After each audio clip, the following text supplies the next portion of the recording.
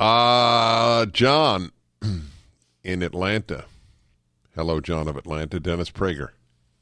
Hi, Dennis. It's a pleasure to be with you, too. Thank you. Leftism is the fastest growing, most dynamic religion in the world. Is that correct? I've said that many times. And I'm just wondering very simply, why? What's the attraction? What's the allure? What do you think that's due to? It's a great question. It is a great question. And it's a very complex one, but I've devoted a life to it. And the book that I worked the hardest on, Still the Best Hope, The Case for American Values. And then the biggest chapters, the longest chapters are on leftism. So this is a lifelong pursuit. In a nutshell, the appeal of leftism is that you are taken care of. People want to be taken care of. And it also appeals to the most dangerous part of the human, good intentions. I want to explain what I just said because it sounds so counterintuitive. One of the most brilliant things I was ever told was when I was about 30 years old, I went to visit a rabbi for advice. It's a prominent rabbi. I'm going to give you his name. He's long since deceased. His name was Wolf Kellman. And we were talking, and he said to me something. I don't remember any of the discussion, but this was life-changing. To understand what he said, I just have to give you a tiny little preface. Judaism believes that we are born with a good will and a bad will, that there are two parts of us. There's the desire to do good and desire to do bad. Whether you believe that or not, everybody has both desires, correct? Okay. So this is what he said to me. He said, Dennis, and he used the Hebrew terms for those, but I won't use them because it won't be meaningful to most listeners. But he said, Dennis, I just want to tell you something. My urge to do bad, I have pretty much conquered. It's my urge to do good that gets me in all my trouble. And that was just revelatory. Leftism promises you everything, and you don't have to do anything. That's one big part of it.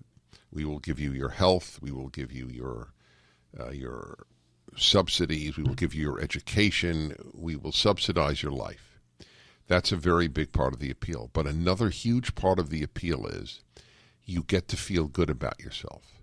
Not only will I have my health needs taken care of, and my education needs, and my housing needs, and every other need, but so will my neighbor.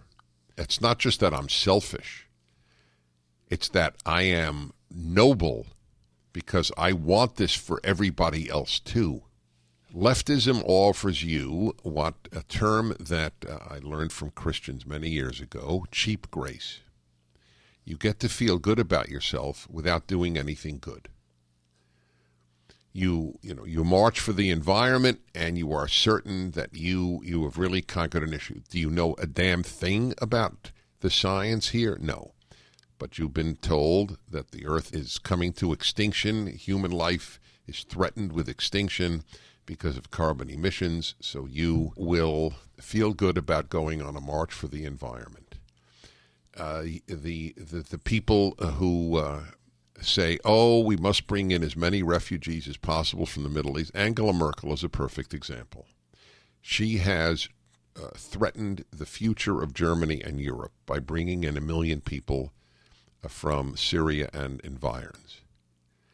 She has brought in people, many of whom will never assimilate, many of whom have utterly different values than Western European or European values, but people feel good about themselves, and especially Germans, because of the horrific treatment of the Jews in the Holocaust.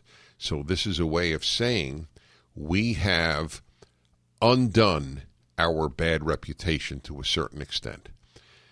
The desire to feel good about oneself is a huge factor.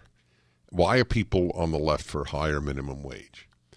Somebody just sent me a picture of a McDonald's that has moved over to automated ordering machines because they can't afford the minimum wage. So now kids who would have a start in life with a job won't be able to work at that McDonald's because you'll place your order with a computer. But it doesn't matter. It doesn't matter. What matters is I feel good. I'm for a higher minimum wage, and that's a big part of the appeal. A third part of the appeal is not fighting evil, because it takes courage to fight evil. So what you find on the left is fascinating. They are unbelievably solicitous of the world of Islam, and they loathe Israel. It's a perfect example, or they loathe Donald Trump. So they have anti-fascist marches against Donald Trump. But, of course, they're not marching against real fascists. Real fascists would kill them if they were marching.